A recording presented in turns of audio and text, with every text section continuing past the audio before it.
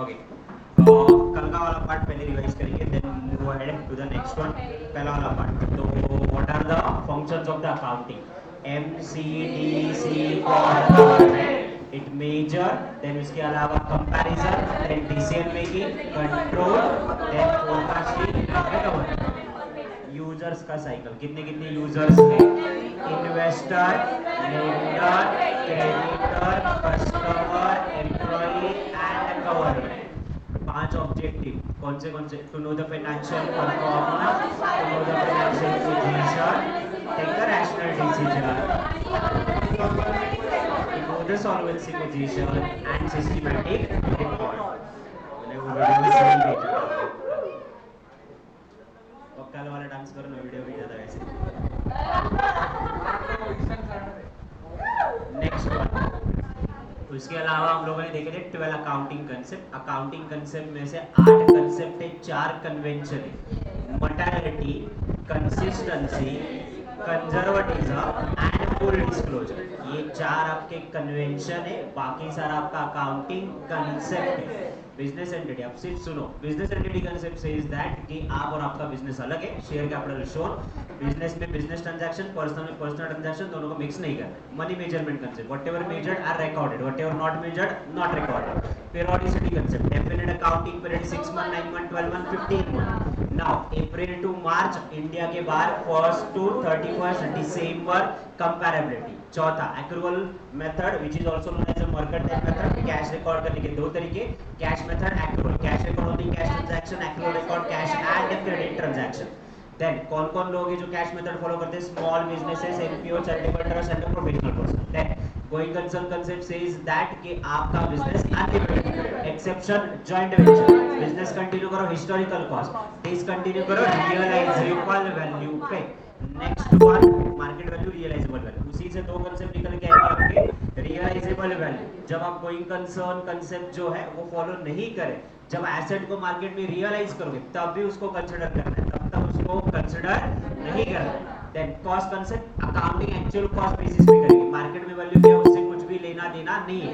Called as a historical cost, called as a purchase price, called as acquisition price. Next one अगर हम लोग बात करें तो conservatism concept, it says that to record all the possible losses but not anticipated income, anticipated income को consider नहीं करना है। दो एग्जांपल है आपके वहां पे, provision for doubtful debts, provision for doubtful debts, उसके बाद closing stock valued at cost और market price whichever is lower. Now ये दोनों के कैलकुलेशन करते वक्त under statement of asset and under statement of profit होता है। नेक्स्ट वन अगर हम लोग बात करें तो consistency, whatever method follow it consistently. LIFO, FIFO, weighted average method, straight line method, written down value method को चेंज करना है। लॉ कहता है कर सकते हैं, अकाउंटिंग स्टैंडर्ड कहता है कर सकते हैं, ट्रू एंड फेयर व्यू कर सकते हैं।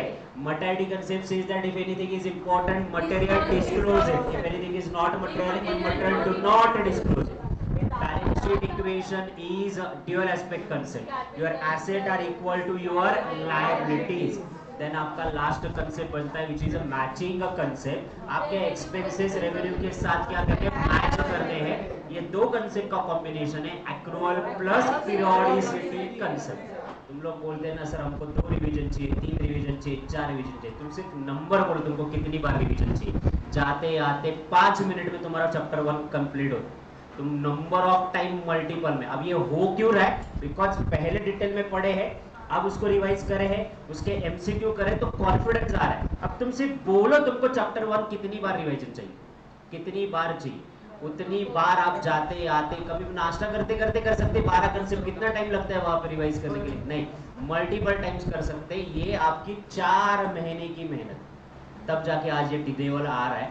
तो ये आप लोगों को ये जो कंसिस्टेंसी है ना, कि आप लोग कहते हो कि मेरे को 4 रिवीजन चाहिए, 5 रिवीजन चाहिए, मल्टीपल टाइम्स रिवीजन कर सकते हो। इतना डिटेल में अगर आप करोगे, एक ही बार अच्छे से करोगे, आज तुम्हारे पास नोट्स है, एमसीक्यू है, दिमाग में रिवीजन का पैटर्न है, रेडी है, तो आपको एक स्टैंडर्ड फॉर्मेट में डायरेक्शन में आपका ट्रेन का स्पीड 200, 250, 300 है। 10 के स्पीड से ट्रेन नहीं चलानी आपने। Next one, financial books.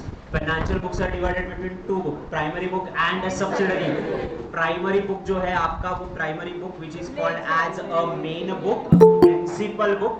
Journal आता है, लेजर आता है, जर्नल, क्रोनोलॉजिकल, लेजर, एनालिटिकल। ऐसा कौन सा बुक है जो लेजर भी है और इसके अलावा सब्सिडरी भी? Cash book. चार टाइप आते हैं, सिंपल, डबल, ट्रिपल एंड पेटी कैश। सिंपल में कैश का column debit, receive, credit, paid. दूसरा कैश एंड डिस्काउंट। तीसरा वाला cash bank discount. Contra entries record करता है, cash deposited, cash withdrawn from the bank, Contra entries. तो सेपरेट बैंक अकाउंट ओपन करने की जरूरत नहीं है। रियल, पर्सनल, नॉमिनल तीनों अकाउंट रिवाइज करवाता है। पेटी cash book small expenses balance हमारा सेम रहता है एंड लास्ट टाइम जितना खर्चा किया है उतना ही पैसा रीइंबर्स होता है। Your pocket money is the one of the best example. Subsidiary book, secondary book, in addition to the transaction maintain on a single entry basis for those transactions which are repetitive in nature or large in nature. Purchase book, sale book, purchase return, sales return, bills receivable, bills payable and journal proper. Purchase and sale को record करने के लिए दो condition चाहिए, cell होना चाहिए, goods. Cash में तो कैश बुक में डालो, गुड्स में तो जर्नल प्रॉपर में डालो। देन उसके अलावा आता है आपका purchase return, sales return, debit note, credit note. और परचेज एंड सेल्स इनवॉइस के लिए inward invoice, outward invoice. Then bill of exchange के हिसाब से रिसीवेबल या पेएबल से बिल ऑफ एक्सचेंज रिकॉर्ड होगा। Journal proper is a dumping ground, जो कुछ भी ट्रांजैक्शन ऊपर रिकॉर्ड नहीं होते वो जर्नल प्रॉपर में डंप करेंगे। Opening entries, closing entries, rectified entries and adjustment entries. Next one, types of expenditure. Capital, revenue, deferred और रेवेन्यू। तो benefit more than 12 month capital, up to less than revenue, can not be जज deferred और revenue. कौन सा recurring in nature? Non recurring in nature capital. दो type के receipt है, capital receipt and revenue receipt. Now capital receipt and revenue receipt, institute को बोले MCQ ले ही ना, वाइवा ले, हम लोग फटाफट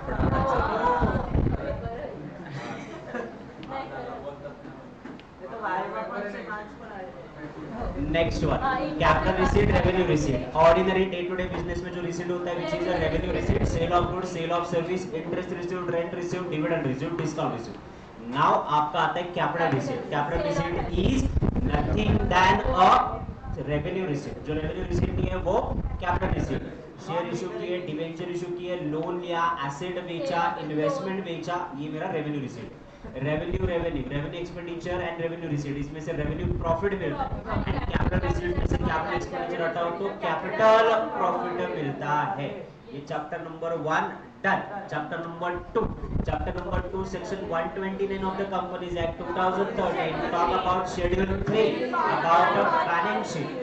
Balance sheet applicable to all corporate bodies except for insurance company, banking company, electricity company or any other special law. Then उसके अलावा शेड्यूल 3 में फॉर्मेट दिया हुआ है। पार्ट 1 बैलेंस शीट, पार्ट 2 आपका profit and loss account. Part 1 balance sheet divided between again two part, equity and liability and asset.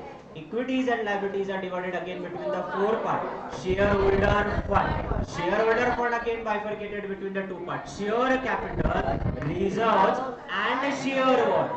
Share capital again divided between authorized capital. Authorized capital is a nominal capital as well as registered capital, highest capital. उसके बाद share को issue करेंगे, subscribe करेंगे, called करेंगे, paid करेंगे। Then उसके अलावा reserves and surplus, securities premium, capital reserve, debenture redemption reserve. Then उसके अलावा आपका सीआरआर यानी डिबेंचर रिडम्पशन रिजर्व के अलावा capital redemption reserve, general reserve, profit and loss account, ये सब कुछ आएगा। उसमें से अपन फोकस करेंगे सिक्योरिटीज प्रीमियम पे। Securities premium utilise for the bonus issue, preliminary expense, underwriter commission, share and debenture के एक्सपेंसेस एंड लास्ट वन आपका premium on redemption of preference shares and debenture. दूसरा उसके बाद हम लोगों ने देखा था which is a share application money pending against allotment. Allotment हुआ नहीं बट पैसा आया हुआ। देन आपका non current liability, long term borrowing and आपके लॉन्ग टर्म प्रोविजन यहाँ पे आएंगे। Debenture, bond, public deposit, bank से लिया हुआ कर्जा, ये आएंगे। Current liabilities, trade payable, outstanding expenses और अदर करंट लायबिलिटीज या short term provision, proposed dividend provision for taxation. Asset पे चले जाओगे तो एसेट पे non current asset and current asset. Non current asset tangible, intangible plus investment. Current में trade inventory, trade receivable, उसके अलावा cash and cash equivalent, other current asset, rounded off का rule, अगर 100 करोड़ के अंदर है तो थाउजेंड्स, देन 100 लाख मिलियन में राउंडेड ऑफ कर सकते। दूसरा वाला रूल 100 करोड़ के ऊपर है तो लैक्स डायरेक्टली आप राउंडेड ऑफ कर सकते। उसके अलावा नेक्स्ट रूल कौन सा था आपका? मटेरियलिटी। यस, 4 कंसेप्ट थे जो आपके इंपॉर्टेंट थे। Materiality concept, prior period item, extraordinary item and changes in accounting policy. If anything is material, disclose it separately. 2-3 साल में पिछली गलती हुई है, ओमिशन हुआ है, कमीशन हुआ है, अब भी रेक्टिफाई कर रहे हैं, disclose it separately. Extraordinary item which is not ordinary, loss by fire, loss by theft, disclose it separately. And चौथा, अकाउंटिंग पॉलिसीज आपने क्या किया? चेंज किया। अगर अकाउंटिंग पॉलिसीज अगर आप चेंज करते हो, इन that situation disclose it separately. Now 1-2 second के लिए रुको। ट्रायल बैलेंस हम लोगों ने रिवाइज किया था चैप्टर नंबर 1 में। तो trial balance is check what? Arithmetical accuracy. इसको चेक करने के मेथड्स कितने बनाने के? 2। Total method, balance method. Difference है तो डालेंगे कहां पे? Suspense account. Suspense account debit balance तो डालेंगे कहां पे? Asset, credit balance, liability side पे डालेंगे। रियल, पर्सनल, नॉमिनल तीनों भी नहीं है। अब ट्रायल बैलेंस किसका बनता है? सबका बनता है। List of all the ledger, real, personal and nominal account. ये आपका क्लियर है? चैप्टर 1 का एक बार लेसन राउंडेड ऑफ अपन वापस देखेंगे। ये आपके सामने बस रीड करते जाना है फटाफट फटाफट फटाफट। Accounting information. अरे इतना टाइम नहीं अपने पास। हाँ, दूसरी वार्निंग नोट में चाहिए। सीईसीटी मैंने ऑब्जर्व किया था, इतने ही डासू तरीके से सीईसीटी में भी रिवीजन हुआ था। नालायक लोग हैं ने रिवीजन अच्छा हुआ था इसलिए एंड में पढ़े नहीं थे, डायरेक्ट पेपर बुक गए थे। Don't do the same mistake. यार मैं मेहनत कर रहा इसका मतलब मई में पढ़ना नहीं है, हो जाएगा, कर लिया है, कॉन्फिडेंस एकदम हाई, जोश एकदम हाई, ऑन द मूव गिरोगे, वो सीईसीटी था। ये नहीं है नमूने, ये 1-2 है। सीईसीटी अच्छा हुआ है करके बिना पढ़ के गए। अच्छा हुआ था पेपर में। हाँ, तो मैं मना नहीं कर रहा, वो मैं यही बोल रहा हूँ कि वो सीईसीटी था, अब नहीं होगा वैसे। और अभी 3 सब्जेक्ट है, वो एक ही नहीं होता है। तुम लोग ऐसे ही करते घरी घेऊनच जायचं बाकी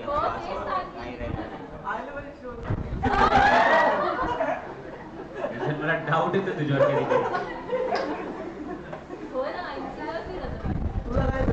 chapter 1 lesson rounded up. Okay, accounting information should be relevant, reliable, comparable, understandable, timely, neutral, verifiable and complete. उसमें से 2 चीजें तो पहली होनी चाहिए। आर का मतलब रिलेवेंट होनी चाहिए और रिलायबल होनी ही चाहिए, ये याद रखो अच्छे से।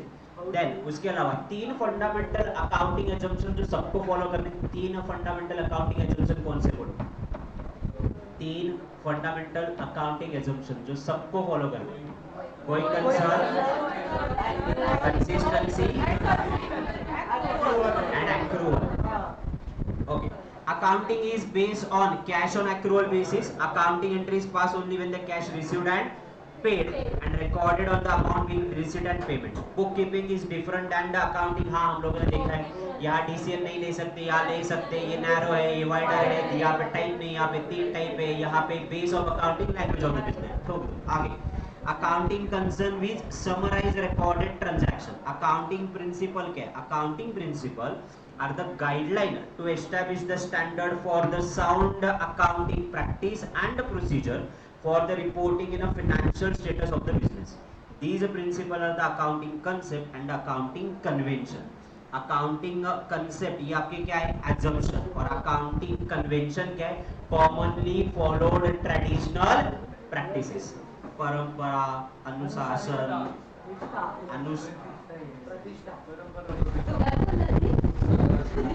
Next one types of account. 2 types of account है आपके। कौन से? Personal account and impersonal. Personal में 3, natural person, artificial person, representative person, outstanding prepaid expense and income.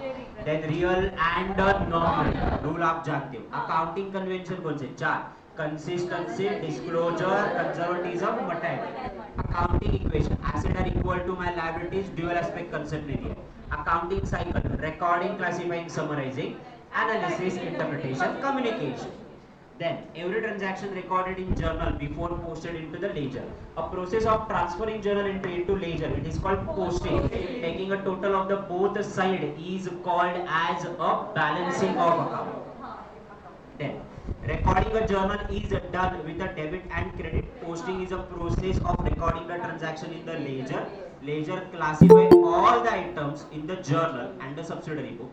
Balancing of ledger is called as balancing account subsidiary book journal proper and trial balance के बारे में दिया हुआ है it's done accounting क्या है it's a recording classifying summarising in a significant manner book keeping क्या है maintaining a transaction journal primary subsidiary secondary for repetitive and those transaction large in nature maintain on a single entry ledger it contains the list of all account trial balance list of all ledger नको मेरे शर्म आई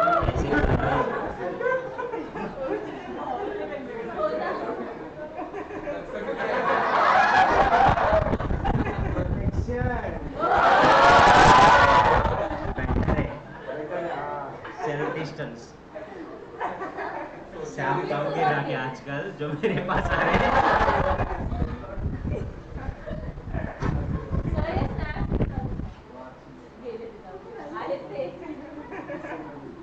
second chapter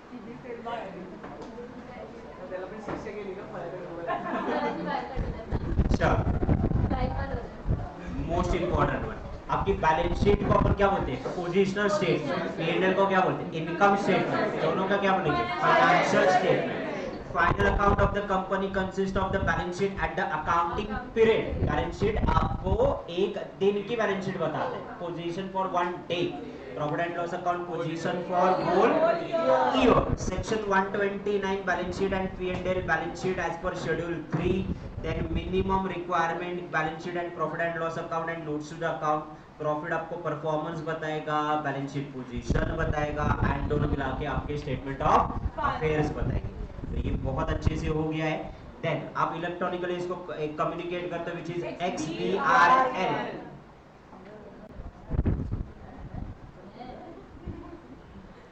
ये वाला याद है accounting standard 5 anything is material prior period item extraordinary accounting policy disclose separately chapter number 6 पे आ जाओ मॉड्यूल ही सामने रखो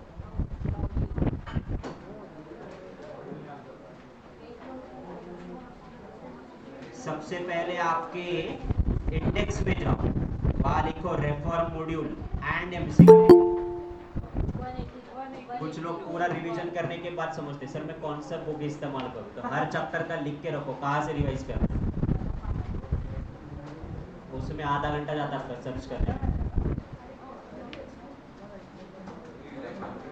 डन रेडी लिख के हो गया यस सर चल एकदम शांति बनाए रखो मेन चैप्टर नया है तो आराम से पढ़ेंगे एकदम से चलो first one introduction of the financial statement chapter का नाम क्या है ये आपका चैप्टर 2 से ही रिलेटेड जब भी रिवाइज करेंगे 2 एंड 6 साथ में रिवाइज करो financial statement interpretation okay financial statement income statement बोले तो profit and loss balance sheet बोले तो balance sheet statement of stake holder and cash flow statement ये चारों मिला के मेरा फाइनेंशियल स्टेटमेंट बनता है लिखो आप ये चारों मिला के मेरा क्या बनता है फाइनेंशियल स्टेटमेंट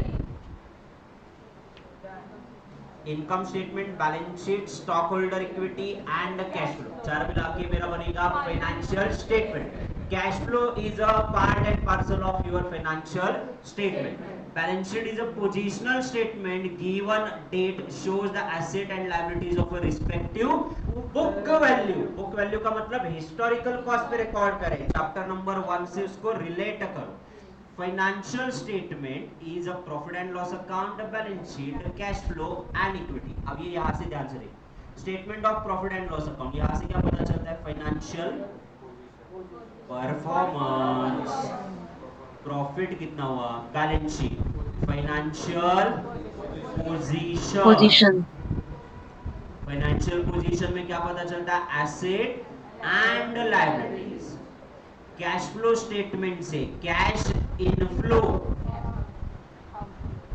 और आउटफ्लो पता चलता है, और ये इनफ्लो आउटफ्लो को 3 पार्ट में डिवाइड किया गया है। कौन से 3 पार्ट में डिवाइड किया गया है? Operating, investing and financing. Investing activity and financing activity and financing activities. Accounting standard 3 इन्होंने दिया हुआ है। अपन ये वापस दोबारा पढ़ेंगे चैप्टर नंबर 8 में। यहाँ तक आ गए? Last statement A statement of stakeholder equity. What is a statement of stakeholder equity? आपके change in equity. Change in equity capital. कोई प्रमोटर शेयर परचेज करेंगे, ट्रिगर ऑफर दबता है, ओपन ऑफर देगा, कोई शेयर अपने बेच देंगे एंड ऑल दैट, तो इक्विटी में चेंज होके किसके पास कितने परसेंट के शेयर है, कौन कितना कंट्रोल रखता है, ये स्टेटमेंट में डिस्क्लोज करना जरूरी है। That is a statement means a change in equity percentage, change in equity percentage.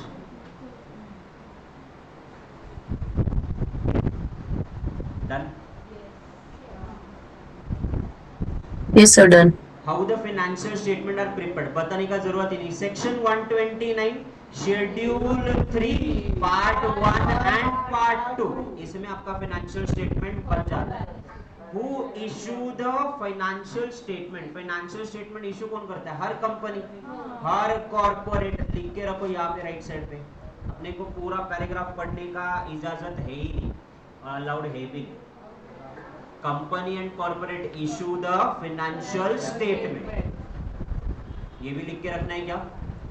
Section 129 schedule 3 part 1 part 2। कुछ लोग नहीं इधर कुछ नहीं लिखा, डिटेल में पढ़ते बैठे। Don't waste your time, your time is precious.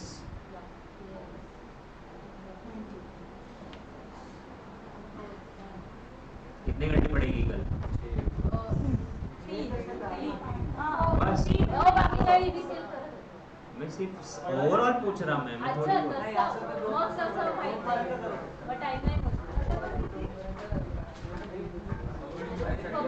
दोन मिनिटं 30 सेकंदापेक्षा जास्त टिकत नाही तो अभ्यासात स्पष्ट केले। अभ्यासात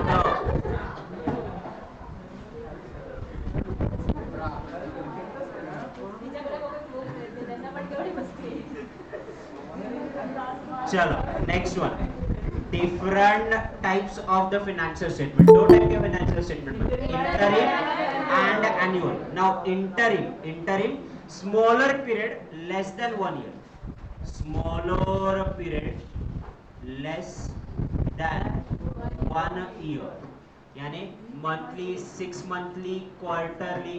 ओ दादा है ना आपलं शेअर इकडे बघा, तिकडे काय बघा,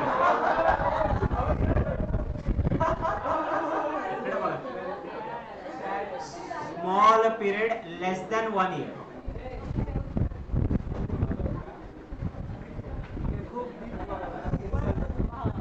annual statement once in a period, once in a period, 12 months, once in a year, 12 month। Okay, कौन कौन फाइनेंशियल स्टेटमेंट यूज करता है? वही अपना रेगुलर वाला diagram, investor, lender, creditor, customer, customer के अलावा employee and Government. Okay done.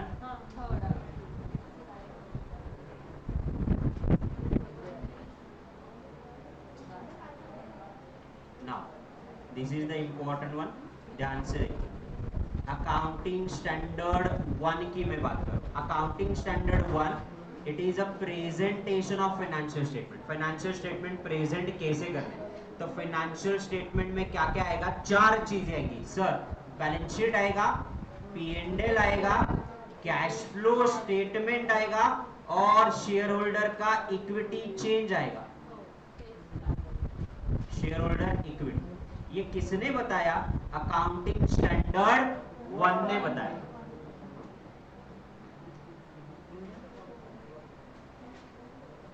अरे उस पैरा की समरी वहां पे लिखो रखो तो क्विक क्विक क्विक आपका रिवीजन हो जाएगा। Done? Done, sir. Done, sir. Yes, ये बीच वाला पार्ट इतना इंपॉर्टेंट नहीं है। Then how to read and interpret the financial statement, यहाँ पे फोकस करो, ये इंपॉर्टेंट है आपका। Financial statement which provide a net result from operation and cash flow from various activity of a financial statement and the position of the particular year. Okay, वापस दोबारा वही balance sheet, P&L, cash flow statement, change और explanatory statement. Okay, now balance sheet का objective क्या है? To know the assets and liabilities. Balance sheet का objective क्या है? To know the assets and liabilities.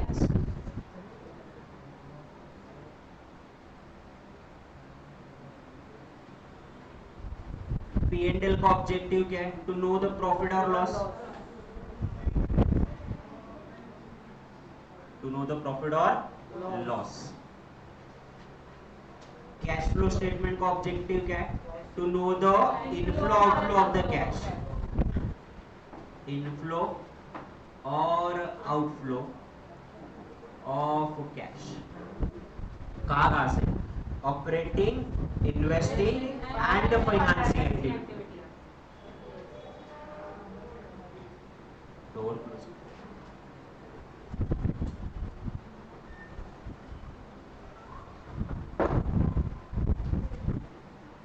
क्या तक आ गए? Yes, sir. Yes, sir.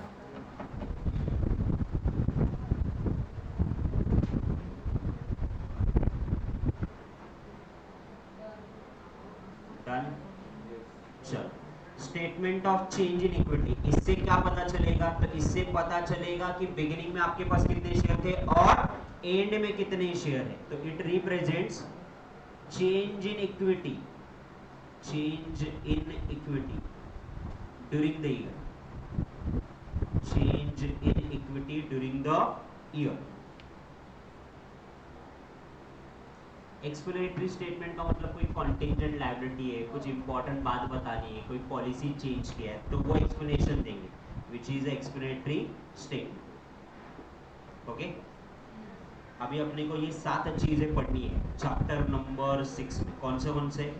Depreciation, provision, reserves, manager revision, CRR, related party and segment reporting. यहाँ तक आ गए क्या आप लोग?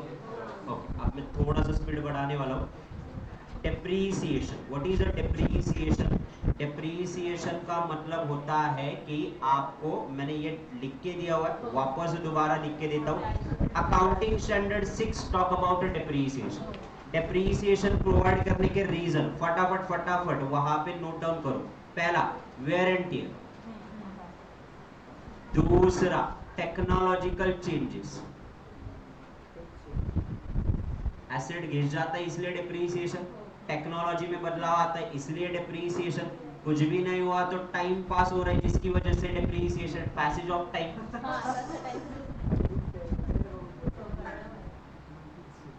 नहीं अरे क्या करें, तेरी पर्सनालिटी ऐसे अट्रैक्टिव, पहली नजर उधर ही आती है।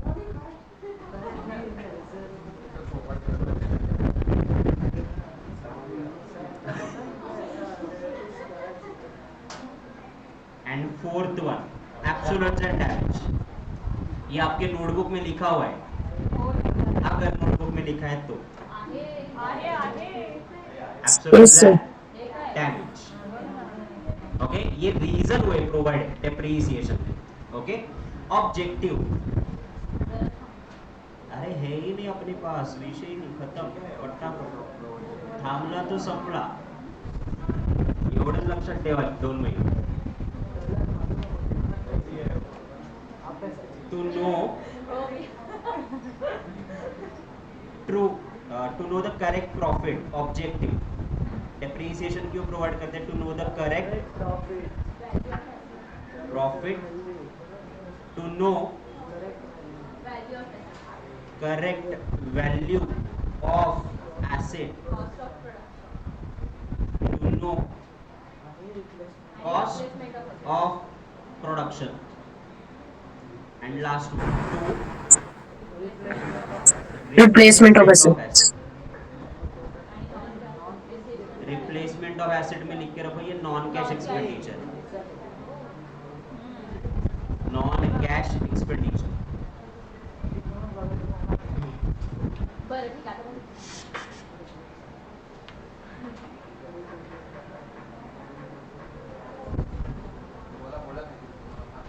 मैं इसको पहले ही बोला शांति बनाए रखो बस।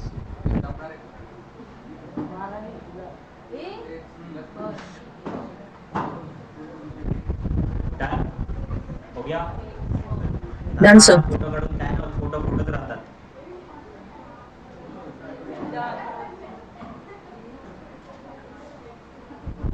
म्हणजे लहानपणीचे फोटो फोटोचे अजून पण जागा निर्माण करायला लागते आयुष्यात।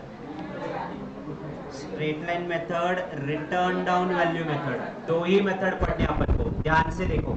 स्ट्रेट लाइन मेथड डेप्रीसिएशन जो है वो हर साल सेम रहेगा और यहाँ पे जो डेप्रीसिएशन है वो हर साल रिड्यूस होगा। कंपैरेटिवली पढ़ो।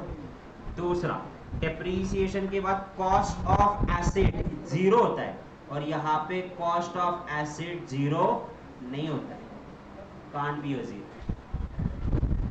तीसरी अगर अपन बात करें तो इसका फॉर्मूला है आपका cost of asset minus scrap divided by useful life. एक और फॉर्मूला है, और क्या फॉर्मूला इसका? Cost of asset into rate of depreciation. एक इंपॉर्टेंट चीज, यूजफुल लाइफ दिया है तो यूजफुल लाइफ का फॉर्मूला लगाओ, रेट ऑफ डिप्रीसिएशन दिया है, रेट ऑफ डिप्रीसिएशन दोनों दिया है तो रेट ऑफ डिप्रीसिएशन का फॉर्मूला लगाओ। दोनों दिया है तो यूजफुल लाइफ पे मत जाओ, दोनों दिया है तो रेट ऑफ डिप्रीसिएशन। इसका फॉर्मूला क्या है? तो इसका फॉर्मूला है कॉस्ट ऑफ एसेट या फिर written down value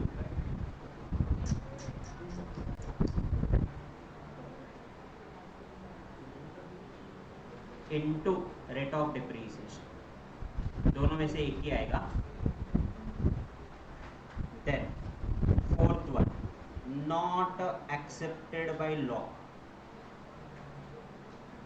and this is accepted by law.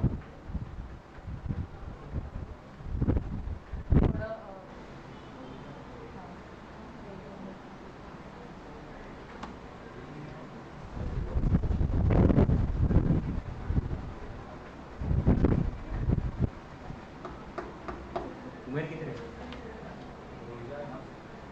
हाँ तो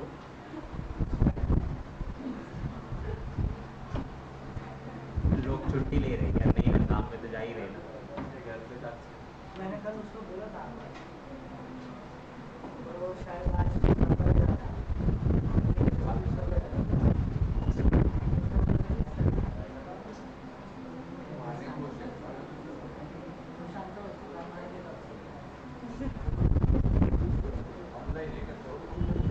कल था, आज पता नहीं।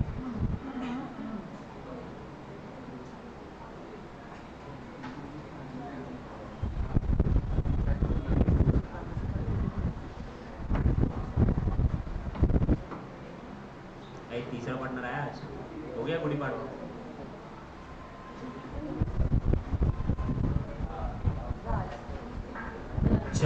Done, okay. तो डेप्रीसिएशन वाला कंसेप्ट आपका डन हो चुका है। नाउ डेप्रीसिएशन की मेथड चेंज कर सकते हैं क्या? हाँ कर सकते हैं। कब? लॉ कहता है, अकाउंटिंग स्टैंडर्ड कहता है, या फिर आपको लगता है वहां पे कि बेटर प्रेजेंटेशन होगा तो डिप्रीसिएशन के बारे में क्या क्या याद रखना है, फटाफट देखते हैं। डिप्रीसिएशन अकाउंटिंग स्टैंडर्ड 6 बात करता है उसके बारे में। अकाउंटिंग स्टैंडर्ड 6 ने 4 रीजन दिए जिसकी वजह से अपन डिप्रीसिएशन प्रोवाइड करते हैं। कौन सा wear and tear, technological change, passage of time, obsolescence and damages. चार रीजन की वजह से। करेक्ट प्रॉफिट पता करने के लिए, करेक्ट Value of पता करने के लिए, correct assets cost of production के लिए, एसेट of रिप्लेस करने के लिए। slide. नॉन कैश एक्सपेंडिचर है तो उतनी कैश बच जाती है, वो कैश हर साल साइड में करो एंड में उतने से नया एसेट आप स्पॉन्सर कर सकते हो, दैट्स व्हाई रिप्लेसमेंट। दूसरा दो मेथड है, straight line method, written down method. Down हर method. साल सेम रहता, रिड्यूसिंग कॉस्ट ऑफ एसेट या जीरो होता, यहाँ पे नहीं होता, फॉर्मूला दिया हुआ है।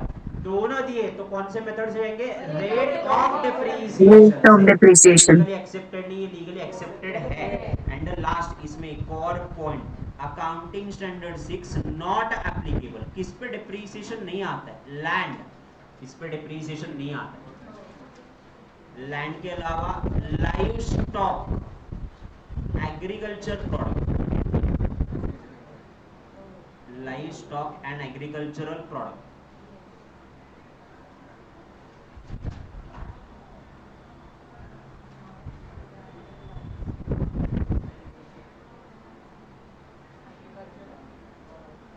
प्रोडक्ट। उसके अलावा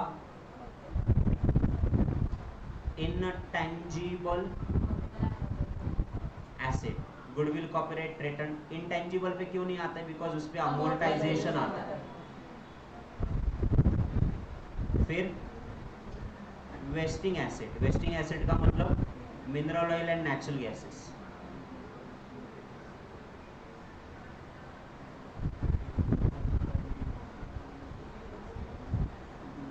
mineral oil and natural gases.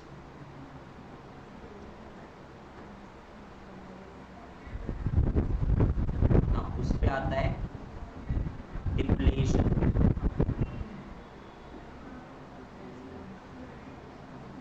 Expenses on research and development, ये आपका एसेट है ही नहीं, तो यहाँ पे आपका डिप्रीसिएशन वाला कंसेप्ट डन।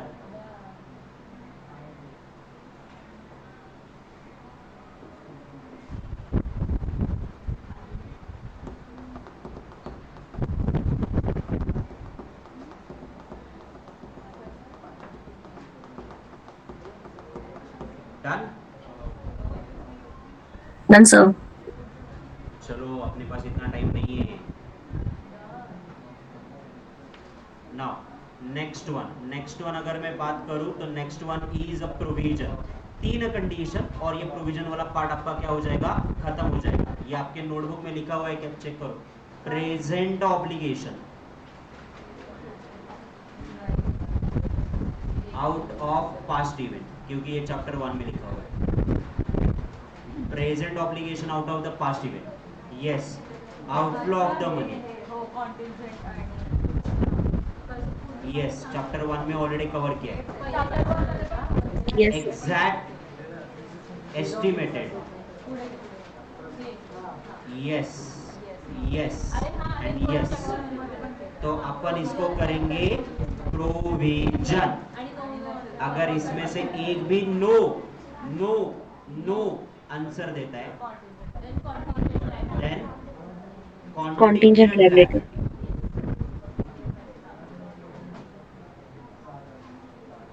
प्रोविजन को रिकॉर्ड करेंगे, रिकॉर्ड का मतलब अकाउंटिंग एंट्री, और कॉन्टिंजेंट लायबिलिटी को डिस्क्लोज करेंगे बाय वे ऑफ नोट। चलो प्रोविजन वाला कंसेप्ट है। अब एक जस्ट 2 सेकंड के लिए लिखना रोक दो। Okay, provision for taxation and provision for proposed dividend. Now read out, is it a present obligation out of the past event? हाँ, पास्ट में मैंने प्रेफरेंशियल्स यूज किए थे, पास्ट में मैंने प्रॉफिट कमाया था, तो प्रेजेंटली मेरे को टैक्स एंड डिविडेंड देना पड़ेगा, yes. Outflow of the money, हाँ पैसा बाहर जा रहा है, टैक्स देंगे, डिविडेंड देंगे तो पैसा जा रहा है, हाँ। एग्जैक्टली बता सकते हैं, हाँ डिविडेंड का रेट पता है, टैक्स का रेट पता है, एग्जैक्टली बता सकते हैं, यस। तो इसके होंगी प्रोविजन। तो मैंने एक एग्जांपल दिया था बैंक गारंटी, बराबर।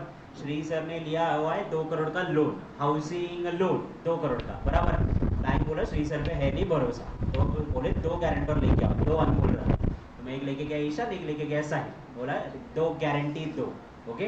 नाउ इनके हिसाब से, आप आपको खुद को कंसिडर करो, इनके हिसाब से नाउ इन्होंने कर्जा लिया है क्या? नहीं। कर्जा किसने लिया है? मैंने लिया हुआ। तो ऑब्लिगेशन किसका है? मेरा है। ये दो अनमोल रतन क्या करें, ये सिर्फ गारंटी दे रहे क्या, अगर श्री सर लोन रीपे नहीं करेंगे तो हम दोनों लोन मिलके रीपे करेंगे, ओके। नाउ इनके हिसाब से लायबिलिटी सर्टेन है कि अनसर्टेन है? अनसर्टेन है। श्रीकांत सर ने पैसा दिया तो बच गए, अगर नहीं दिया तो रीपे करना पड़ेगा। अब 2 करोड़ में से 1 करोड़ दिया, 1 करोड़ नहीं दिया तो 1 करोड़ ही आप रीपे करोगे, पूरा 2 करोड़ करोगे क्या? तो अमाउंट सर्टन नहीं है, पैसा जाएगा कि नहीं जाएगा वो भी सर्टन नहीं है। प्रेजेंटली इमीडिएटली इन दोनों को देना है क्या? नहीं। पॉसिबिलिटी ऑफ ऑब्लिगेशन है, not a present obligation. There is a possibility, not a present obligation. तो नो नो नो वाली सिचुएशंस कवर हो रहे हैं, तो ये आपका क्या हो गया? Contingent liability. क्लियर? चलो ये लिख के हो गया। ऑनलाइन वाले Yes, sir. No, sir. No, sir. Yes, sir. चलो मैं रुकता हूँ लिख रहे हो, आउट ऑफ लग रहे हैं।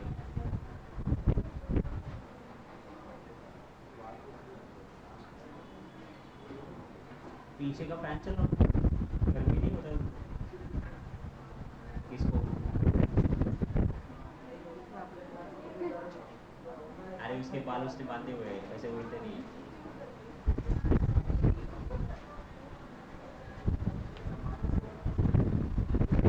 देखो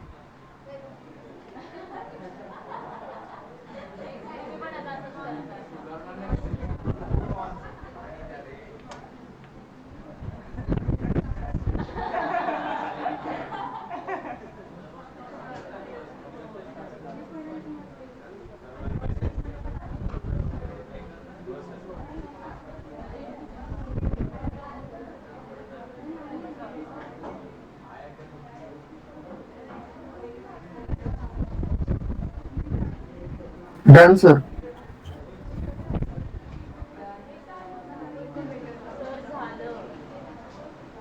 हाँ जी हो गया।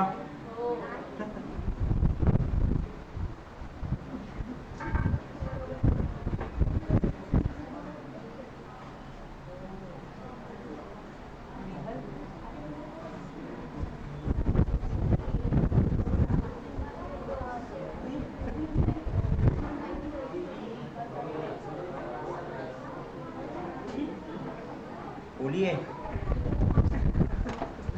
चलो प्रोविजन वाला पार्ट डन। अब एक जरा ध्यान से देखो, वारंटी गारंटी, ओके। तो प्रोडक्ट के साथ वारंटी आता है, गारंटी आता है। तो हम लोगों को पता है ना, अपने इतने साल से प्रोडक्ट बना रहे, तो एक आध फोन एक आध प्रोडक्ट तो खराब निकलेगा ही निकलेगा, तो हम इसके लिए क्या करके रखेंगे? प्रोविजन करके रखेंगे। मेरे खिलाफ, कंपनी के खिलाफ, मेरे खिलाफ या कंपनी के खिलाफ अगर कोई पेंडिंग लॉ सूट है तो डिसीजन हो भी सकता है, नहीं भी हो सकता है, केस जीत भी सकते हैं, हार भी सकते हैं, पैसे जा भी सकते हैं, नहीं भी जा सकते, तो it will be treated as a contingent liability. Even unsecured creditors, यानी बहुत दिन तक क्रेडिटर ने पैसे ही नहीं मांगा, तो शायद नहीं मांगेगा, भूल चुका रहेगा, दैट्स द ओनली रीजन। तो क्यों ये याद दिला दे, better it will be treated as what? Contingent liability only. तो provision for taxation, proposed dividend, provision for warranty, provision for doubtful debt, provision for guarantee, ये आपके प्रोविजंस होंगे। बाकी आपके कौन से होंगे? Contingent liability. तो ये एग्जाम्पल लिख के रखने के आप लोगों को, तो लिखने तो लिख के Select some module from there. 190.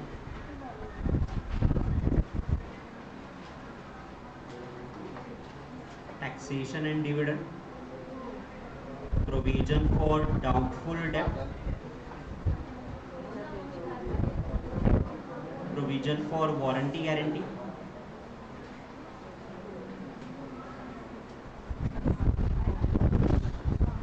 और यहाँ पे कौन सा होगा? तो यहाँ पे बैंक गारंटी, और बैंक गारंटी के अलावा अनकॉल्ड क्रेडिटर, पेंडिंग लॉस।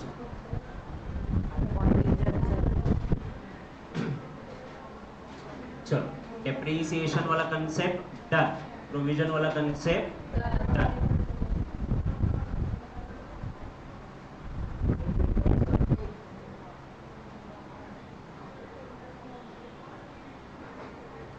आपके नोटबुक में भी लिखे हुए हैं, तो नोटबुक को भी रेफर कर सकते हैं, बट अभी कैसे आप वापस दोबारा लिखोगे, फास्टली रिवीजन भी हो जाएगा।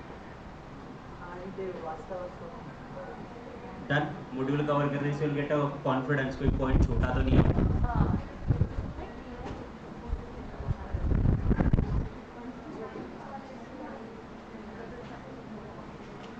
Okay, reserves, this is just a theoretical concept. Okay, इसको सिर्फ याद रखना हुआ है। Reserve is the amount set aside from the appropriation of profit. हम जितना प्रॉफिट कमाते हैं उसमें से कुछ पैसा अपन क्या करते हैं, साइड में करते हैं। ओके, लैंड डेवलपमेंट रिजर्व, तो इसका मतलब ये लैंड को डेवलप करने के लिए साइड में क्या हुआ पैसा है। डिबेंचर रिडम्पशन रिजर्व, डिबेंचर को रिडीम करने के लिए ये पैसा रखा है। कैपिटल रिडम्पशन रिजर्व, तो कैपिटल रिडम्पशन रिजर्व वाला पैसा कि इसमें से अपन कैपिटल रिडीम करेंगे, कौन सा, प्रेफरेंस शेयर कैपिटल, इसलिए साइड में रखा हुआ है।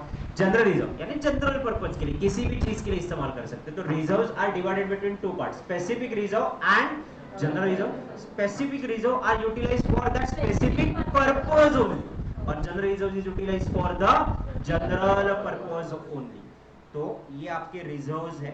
तो रिजर्व्स में आप क्या याद करोगे, तो रिजर्व्स क्रिएट कहां से होंगे, out of appropriation of profit. Okay, profit में से साइड में करेंगे, एंड दे आर व्हाट, पहला स्पेसिफिक या फिर जनरल रिजर्व रहेगा याद।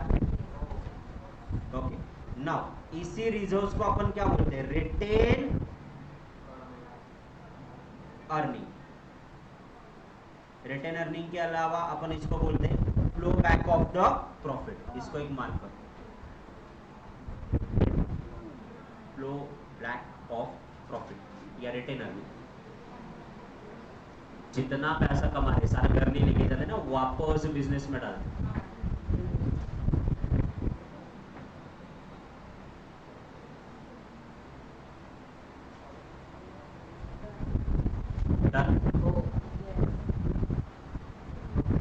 डिटर्मिनेशन ऑफ मैनेजरियल रेम्युनरेशन, सिर्फ हाईलाइट करो, ज्यादा कुछ नहीं है। Determination of managerial remuneration, section याद रखो, section 197 of the companies act. Manager remuneration ना डिसाइडेड है, कौन सा, ध्यान से देखो, एक मैनेजिंग डायरेक्टर, एक फुल टाइम डायरेक्टर या एक मैनेजर 5%, एक से ज्यादा, फिर 2 होने दो या 3 होने दो, 10%। ओवरऑल लिमिट यानी सब मैनेजर का मिला के remuneration can not be more than 11%। अब कंपनी का कोई वाली ही नहीं है वहां पे, ना वहां पे मैनेजिंग डायरेक्टर है ना फुल टाइम डायरेक्टर। कंपनी को मैनेज करने के लिए डायरेक्टर ही नहीं है, फुल टाइम डायरेक्टर नहीं, मैनेजिंग डायरेक्टर नहीं, तो उसको देखिए 1% ऑफ द नेट प्रॉफिट।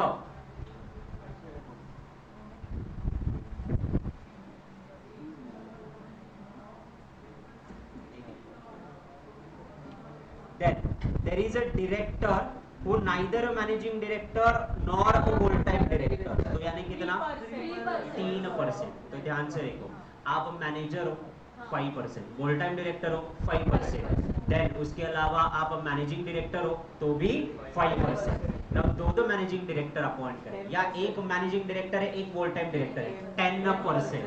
अब यहाँ ध्यान से देखो, एक मैनेजिंग डायरेक्टर है और बाकी के अदर डायरेक्टर है, तो बाकी लोगों को मिलेगा 3% और एक मैनेजिंग डायरेक्टर को मिलेगा 5%। 5 और 3 टोटल कितने हो गए, 8। ओके, नाउ 2 मैनेजिंग डायरेक्टर भी है, फुल टाइम डायरेक्टर भी है एंड अदर डायरेक्टर भी है, टोटलिटी में कितना जाएगा, 11, इसके ऊपर नहीं चला जाएगा।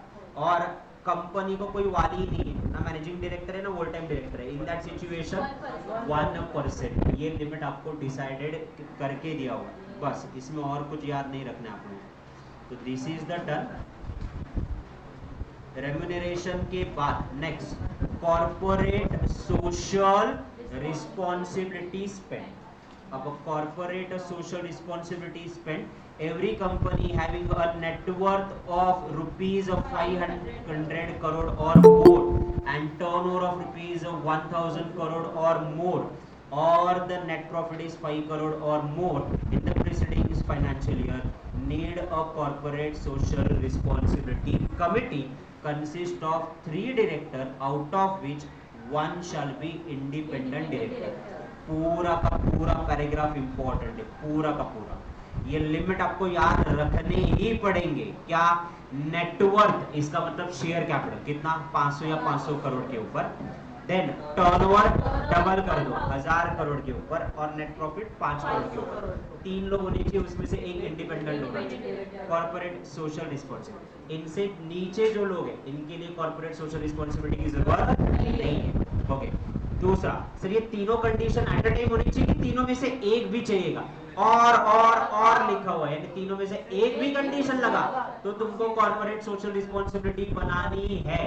तीनों मैंडेटरी नहीं कि तीनों के तीनों फुलफिल करने जरूरी है, और लिखा हुआ है।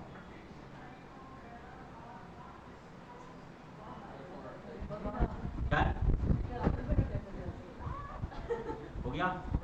तुमको आवाज चाहिए क्या? ठीक है। नको नको नको सर, इथे स्पीकर कानाचे पडदे पाहिजे. आधीच तुमचा आवाज एवढा छान आहे.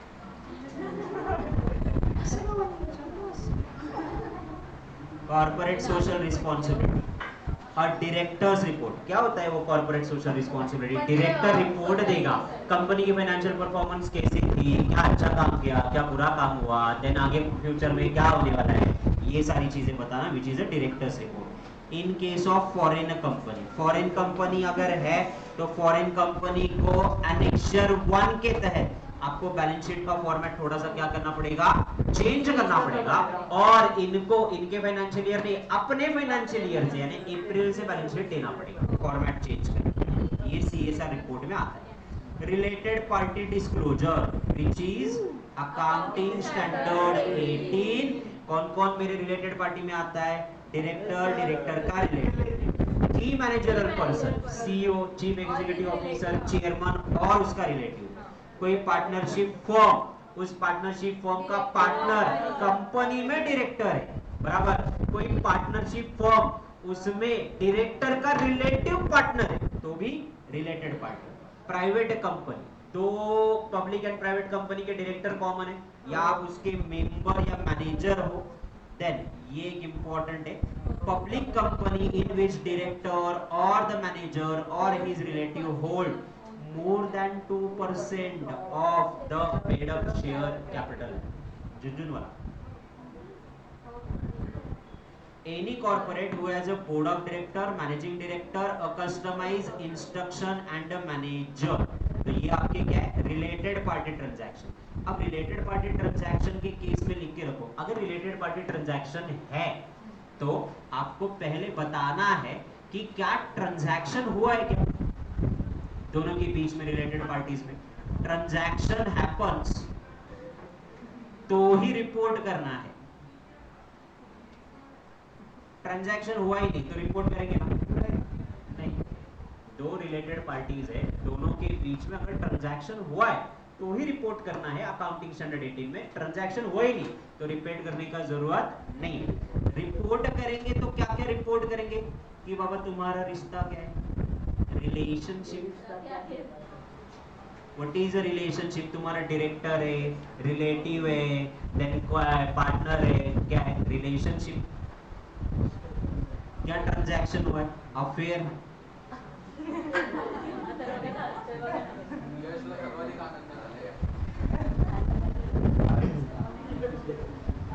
ट्रांजैक्शन के साथ साथ amount of a transaction,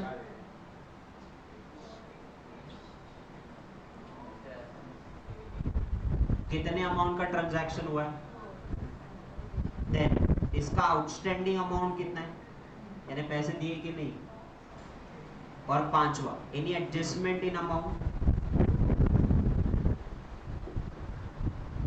in any adjustment in outstanding amount.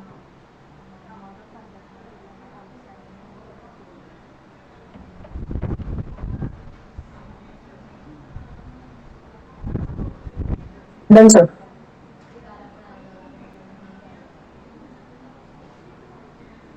सबका नंबर अभी फिलहाल के लिए अपन लिखे, उसके बाद रिवाइज करेंगे। डन? श्रुति डबा गलस का कारण ती रोज एकच काम करते, segment reporting. Okay, segment reporting accounting standard 17. now accounting standard 17 segment reporting क्या कहते हैं, ध्यान से देखो। सेगमेंट रिपोर्टिंग तीन चीजों के लिए चाहिए, आपका परफॉर्मेंस समझने के लिए, रिस्क एंड रिटर्न समझने के लिए, और जजमेंटल इन्फॉर्म डिसीजन लेने के लिए। लिख के रखो, सेगमेंट रिपोर्टिंग क्यों जरूरी है? To understand the performance,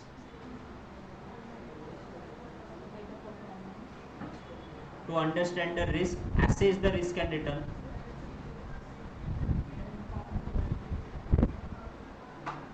and inform decision,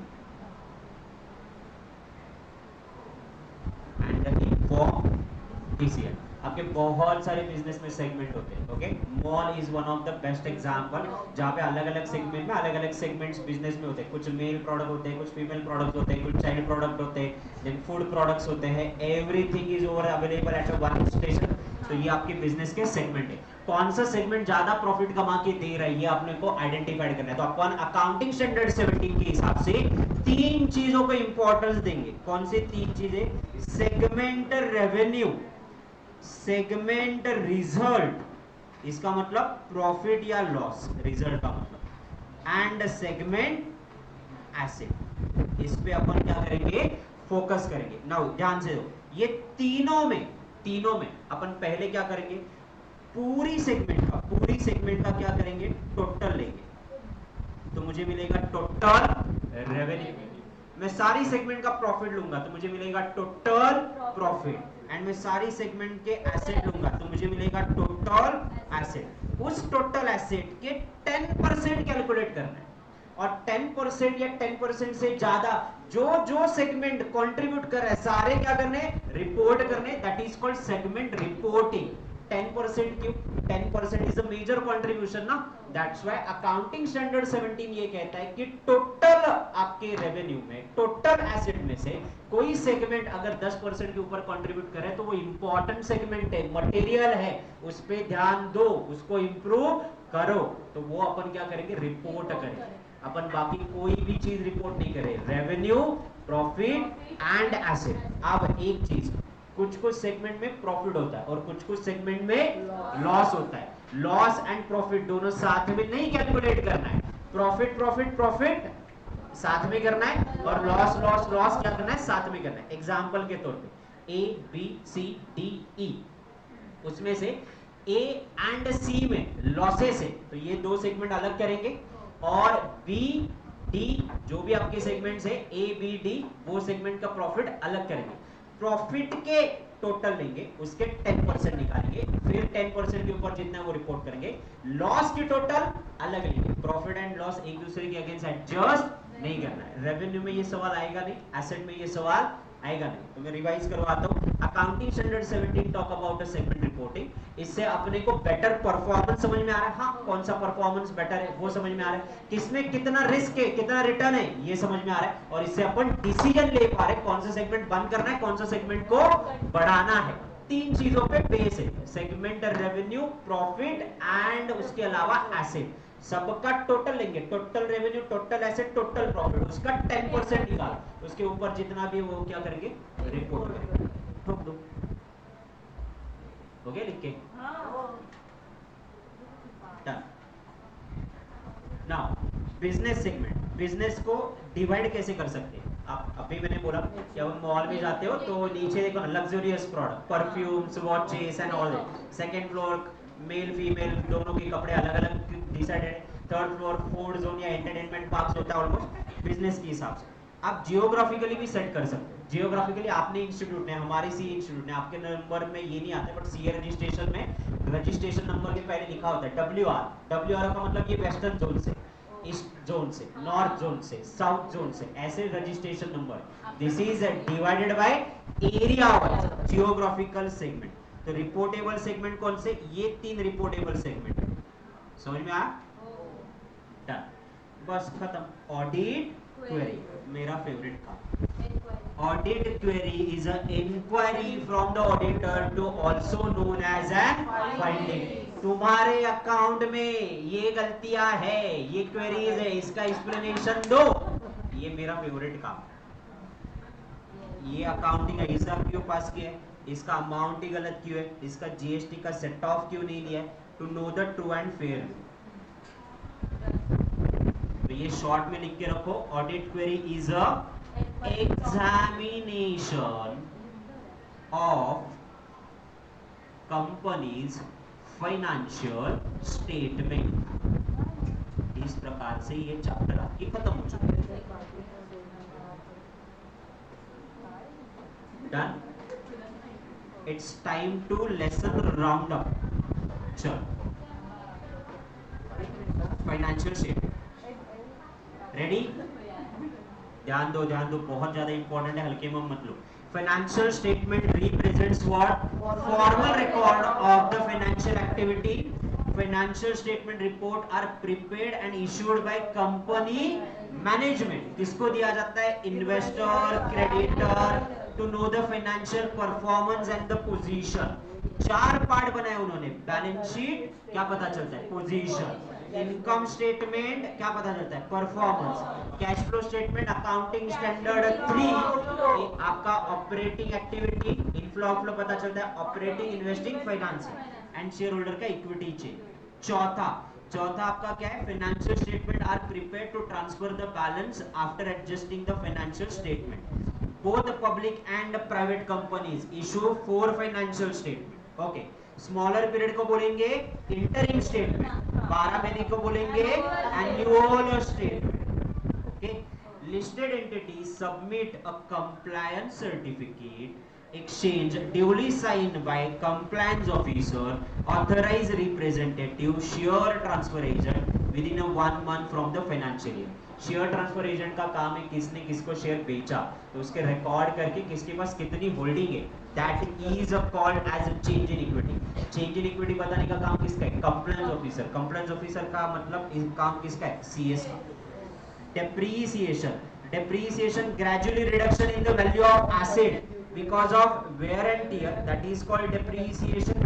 depreciation हम लोग किस पे प्रोवाइड करते हैं? कॉस्ट पे। कितने मेथड है? Straight line method, written down method. Provision, it is a liability accurate amount के साथ नोन होती है, एग्जैक्ट बेसिस पे अपन कैलकुलेट करते हैं, सर्टन, थोड़ा बहुत आगे पीछे चलता है। Reserves are set aside out of the profit from the appropriation of profit. Manager remuneration payable within the meaning of the section. Okay, manager remuneration का एक इंपॉर्टेंट पॉइंट जो मिस हो गया, अगर एक्सेस मैनेजर रेम्यूनरेशन आपने दिया हुआ है तो वह एक्सेस मैनेजर रेम्यूनरेशन आपको क्या करनी है? रिफंड करनी है। और अगर आप रिफंड नहीं करोगे तो फाइन है। वहां पे फाइन कितना है? तो उस पर्सन को फाइन है 1 लाख रुपीस और कंपनी को फाइन है 5 लाख रुपीस। पेज नंबर 194 पे आ जाओ। Page number 195। पर्सन को फाइन 1 लाख रुपीस, सॉरी हाँ, person 1 lakh, company 5 lakh.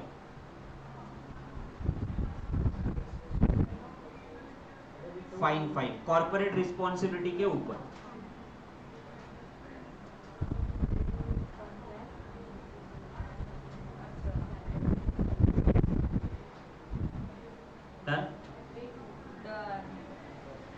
Done, sir.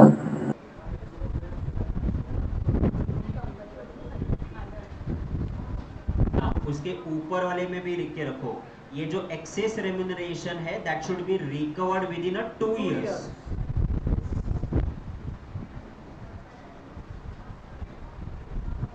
ये 2 साल के अंदर अपन क्या करेंगे? रिकवर्ड करेंगे।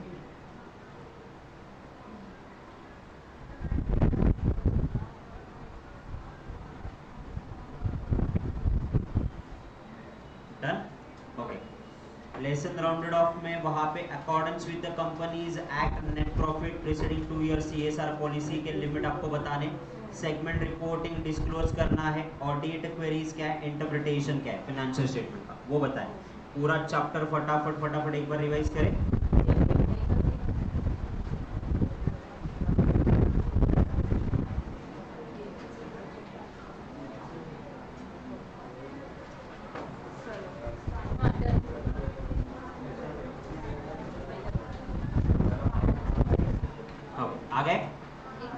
फाइनेंशियल स्टेटमेंट फाइनेंशियल स्टेटमेंट में अपन बनाएंगे कौन से statement? 4 statement. Income statement, balance sheet, Statement, balance sheet, statement of statement of stockholders, okay, statement इससे of किससे cash क्या flow. क्या पता चलेगा? P&L से, सुनो सिर्फ, P&L से फाइनेंशियल परफॉर्मेंस पता चलेगा, बैलेंस शीट से पोजीशन पता चलेगा, एसेट लायबिलिटी कितना है, कैश फ्लो से इनफ्लो आउटफ्लो मनी पता चलेगा, 3 एक्टिविटी, ऑपरेटिंग, इन्वेस्टिंग, फाइनेंसिंग, और शेयर होल्डर से चेंज इन इक्विटी। कैसे स्टेटमेंट बनाते हैं? सेक्शन 129 शेड्यूल 3 पार्ट 1 पार्ट 2, इसमें कौन बनाते हैं? Company and corporate. किसके लिए बनाते हैं? Investor, lender, creditor, customer, employ and government. 12 months के कम पीरियड के लिए, इंटरिम 12 मंथ्स के लिए, एनुअल स्टेटमेंट। देन ये स्टेटमेंट के बाद अपन ने नेक्स्ट वाला पार्ट देखा था, which is interpretation of financial statement. आपको फाइनेंशियल पोजीशन बताता है बैलेंस शीट, और इनकम स्टेटमेंट क्या बताता है? आपको financial performance, cash flow position बताता है, और चेंज इन इक्विटी आपको इक्विटी की पोजीशन बताता है। So balance sheet to know the asset and liability, profit and loss account to know the profit, cash flow statement to know the inflow outflow of the cash, and statement of change in equity during the year. Depreciation accounting standard 6, wear and tear, technological changes, passage and absolutes. किस पे नहीं आएगा? Land, livestock, agriculture product, intangible, wasting asset and expense on research and development. क्यों provide करना है? Correct profit, correct value, correct cost of production and replacement. दो method, straight line method and written down, same रहेगा, कम होगा, zero होगा, zero नहीं होगा। Cost of asset minus scrap divided by useful life, cost of asset into rate of depreciation, not accepted, accepted. Then present obligation, ये सबसे ज्यादा important है। प्रोविजन, प्रेजेंटली मेरे को पैसा देने का है, अभी के अभी पास में मैंने कुछ ऐसा किया था जिसकी वजह से प्रेजेंटली पैसा देना पड़ रहा है। देन यस, तो क्या पैसे बाहर जा रहे हैं? यस, एग्जैक्टली बता सकते हैं, यस। प्रोविजन करो, provision for taxation, propose dividend, warranty, guarantee. Possibility है पैसा देने की, देना पड़ भी सकता है, नहीं भी देना पड़ सकता है, पैसा जा भी सकता है, नहीं भी जा सकता है, एग्जैक्टली नहीं बता सकते। No no no, contingent liability disclose करो। Example, bank guarantee, uncalled creditors, pending lawsuit. Then reserves, appropriation of profit में से पैसा साइड में करा, that is a reserve. Reserve are specific and general purpose. Reserves को ही retain earning बोला जाता है, and it is also called as a plough back of the profit. Determination of manager remuneration, section 197, manager remuneration will be one manager 5%, more than one 10%, totality में 11%। कोई नहीं है वहां पे, सिर्फ अदर डायरेक्टर है, अदर डायरेक्टर के लिए 3%, फुल टाइम डायरेक्टर भी नहीं, मैनेजिंग डायरेक्टर भी नहीं, इन दैट सिचुएशन 1%। क्लियर है? अगर एक्सेस रेम्यूनरेशन दिया तो 2 साल में अंदर रिफंड कर, नहीं करा तो पर्सन को फाइन लगेगा 1 लाख रुपए का, कंपनी को फाइन लगेगा 5 लाख रुपए का, बस। इसके बाद नेक्स्ट सीएसआर का लिमिट याद रखो, सीएसआर लिमिट 100 नेटवर्थ, सबसे पहले 500 करोड़, टर्नओवर 1000 करोड़, और प्रॉफिट 5 करोड़। मेरे को लॉजिक नहीं समझ में आ रहा है इनका कि अगर नेटवर्थ 500 का है, टर्नओवर 1000 का है और प्रॉफिट 5 करोड़ का है, अबे 1000 करोड़ में से 5% प्रॉफिट नहीं निकाल लेंगे? हट, कुछ भी करते हैं। Directors report talk about a particular performance during the period. Foreign company, इनको शेड्यूल चेंज करना पड़ेगा, एनेक्सर 1 इंडियन फाइनेंशियल पीरियड के हिसाब से देना पड़ेगा। Related party transaction accounting standard 18, ध्यान से देखो, ये आपको पूछेंगे, चाचा का मामा का लड़का तुम्हारा रिश्तेदार है, तुम डायरेक्टर हो, रिलेटेड है कि नहीं है, पूछेंगे। A director or his relative, key manager person or his relative, manager, director or his partner in a firm, private company and public company, and 2%. Now transaction happen, then only report. क्या relationship क्या है, transaction क्या हुआ है, amount of transaction, outstanding amount और any adjusted outstanding amount. और पैसे adjust तो नहीं करे ना, दैट सेगमेंट रिपोर्टिंग, परफॉर्मेंस पता करने के लिए, रिस्क एंड रिटर्न जांचने के लिए, ताकि डिसीजन ले। अकाउंटिंग स्टैंडर्ड 17, तीन चीज की बात करेंगे, revenue, result, asset. Total revenue, profit and loss and total asset, उसके 10% निकालो, टोटल के 10%, उसके ऊपर का सारा रिपोर्ट। प्रॉफिट अलग करना है, लॉस अलग करना है। बिजनेस सेगमेंट का मतलब बिजनेस के नेचर के हिसाब से सेगमेंट के, टेलीकम्युनिकेशन जियो ने अलग किया है, पेट्रोल अलग किया है, रिटेल अलग किया है, area wise geographical. Audit query, examination of company's financial statement, that is called as an audit query। तो ये ऑडिट की एग्जामिनेशन है, डाउट्स है जो आपको रिजॉल्व करने हैं। फटाफट एमसीक्यू पे आ जाओ। एमसीक्यू बुक लाया गया आप लोगों ने? चैप्टर नंबर 6 निकालो। मेरे को बुक्स चाहिए ना, अब तो लाओ यार, साल भर नहीं लाया तो अभी तो लाओ कम से कम।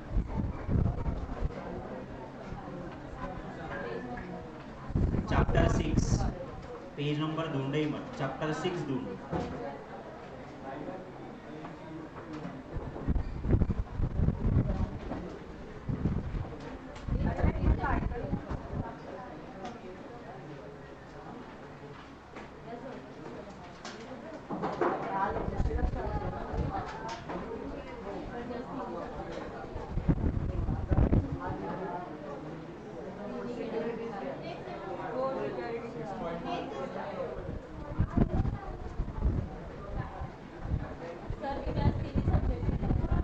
शायद दो ही होंगे।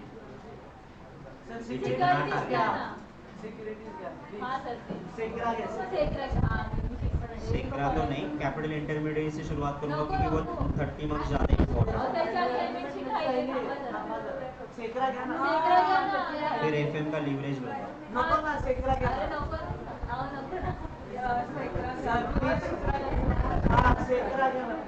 अरे सेक्रा बिकरा काय नाही।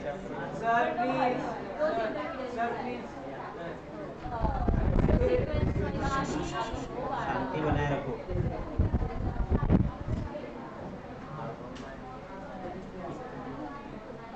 Chapter number 6, financial statement interpretation, मिला गया सबको?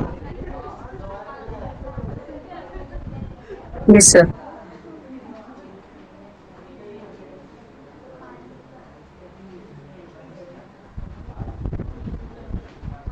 ओके, कितने एमसीक्यू टोटल?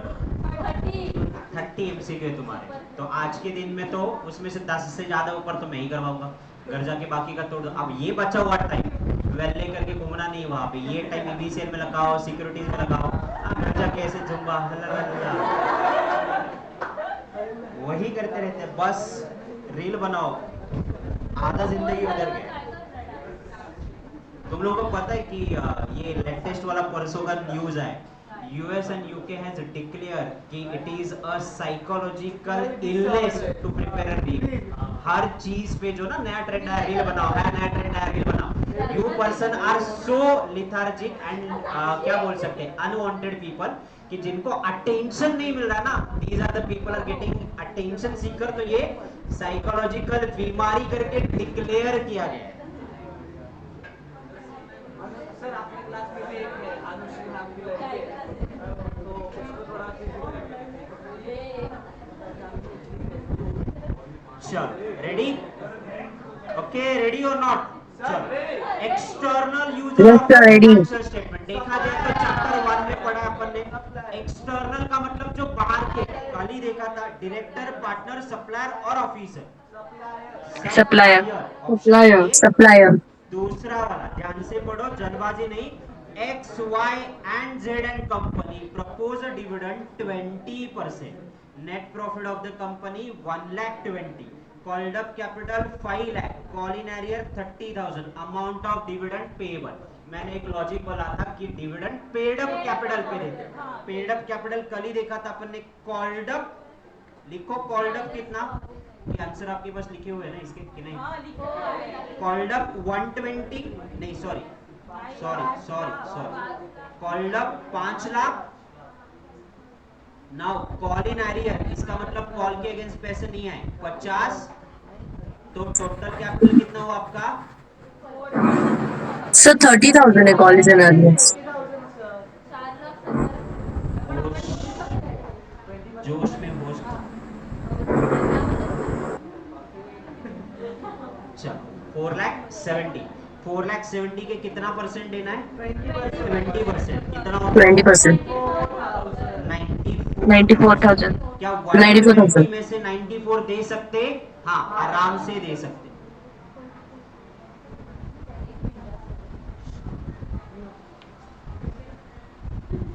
Done?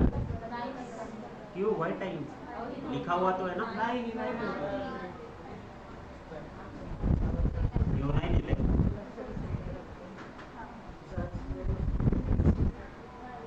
कौन? कोण मी कधी Done? नाही तिकडचा बेंच काढ हो गया क्या? हो गया. As per the schedule 3, ध्यान से आंसर दो. As per schedule 3, current maturities of long term borrowing should be shown into. वैसे तो long term borrowing है, I agree long term borrowing है, तो ये long term में दिखना चाहिए था, बट ये क्या हो रहा है? मैच्योर्ड हो रहा है ना, मैच्योर्ड हो रहा है, इसका मतलब मेरे को रीपे करना है, इमीडिएटली ये साल रीपे करना है, तो ये क्या दिखेगा? Current liability. Option C.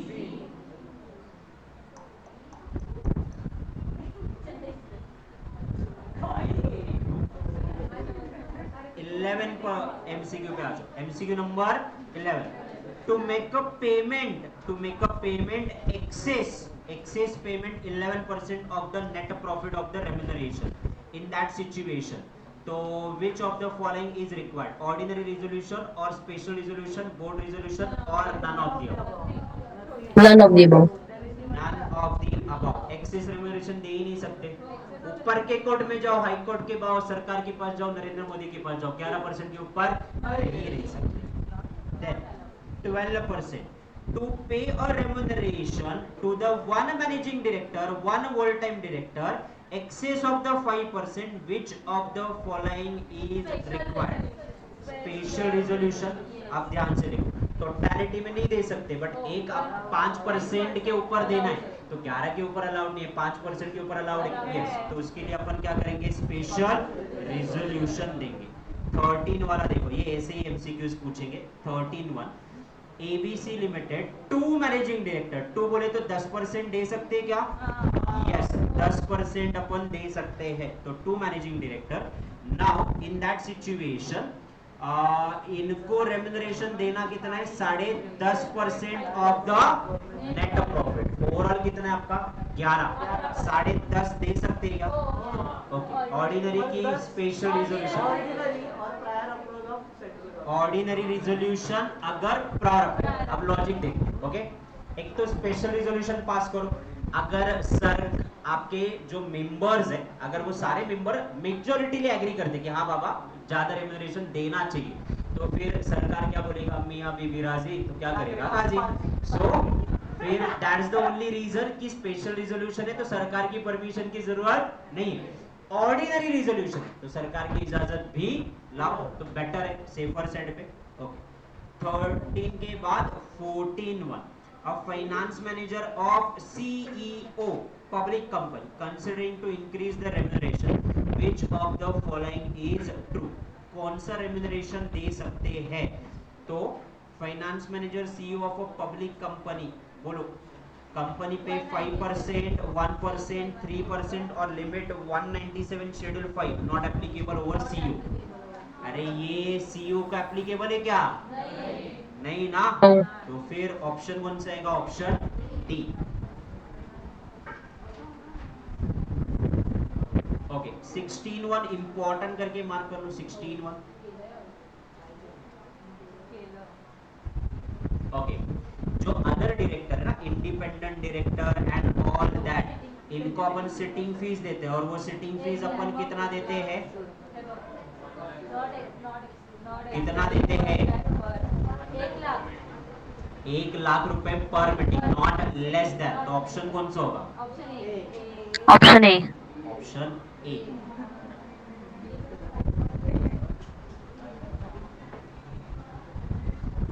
इसका एमसीक्यू नंबर कौन सा है? ये ऑडिटर वाला एमसीक्यू नंबर कौन सा है पता है क्या? Section 197 of the companies act. ये रेम्यूनरेशन 19. 20 की 19? 19. ये 9. सेम आहेत ना दोन्ही. ये बोल रहा हूँ, 20 वाले ये वाला बोल रहा हूँ। 21 है सर. ये 19 है और ये 20 sir. 20 वाले एमसीक्यू पे आ जाओ। 20 वाले MCQ, as per the section 197 of the Companies Act, dash dash of the company shall report under the statement of remuneration paid by company to the director accordance with the provision of the section। तो chartered accountant का ये काम है कि remuneration access दिए कि कम दिए, तो it is a auditor, CA बोले तो अंडर सेक्शन 143। ये कौन सा सेक्शन है? ऑडिट का सेक्शन। सर आपने इंटरनल ऑडिटर और ऑप्शन बी टिक केलं auditor auditor auditor Sir, internal auditor आएगा ना section 138. Main auditor, statutory auditor. Internal auditor is just for the internal reporting पण पर्पज। आपण इंटरनल केलेलं हे इंटरनल केलं नहीं, main auditor, statutory auditor.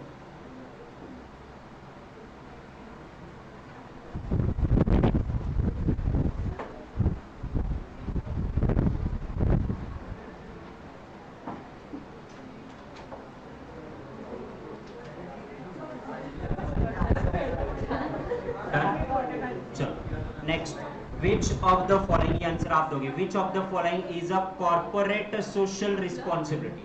Creditor, supplier, professional insurance, all of the above। Organization obligation to act, protect or improve the welfare as per its own interest is organizational social responsibility। Okay, social demand and expectation can be assessed by all of the following except social planning, social audit, social scanning or forecasting। social planning, okay, बस बाकी वाले आप आराम से करो घर पे। This is all about the part wait. एक और चैप्टर करना है, तो अभी करना है कि बाद में करना है? ब्रेक के बाद। ओके, चैप्टर नंबर होने वाला है आपका 8 विच is a cash flow statement. और मार्क करके रखो, मार्क करके रखो, अंदर की खबर से बता रहा हूँ, अंदर की खबर से इस बार 4 से 5 एमसीक्यू कैश फ्लो स्टेटमेंट पे ही आएंगे, कंफर्म नहीं बता आएंगे। तो ये चैप्टर को अच्छे से करके जाओ। ओके, ऑनलाइन वाले continue with the same meeting, मैं उसी कैमरा एंड माइक ऑफ कर रहा हूँ। Okay sir.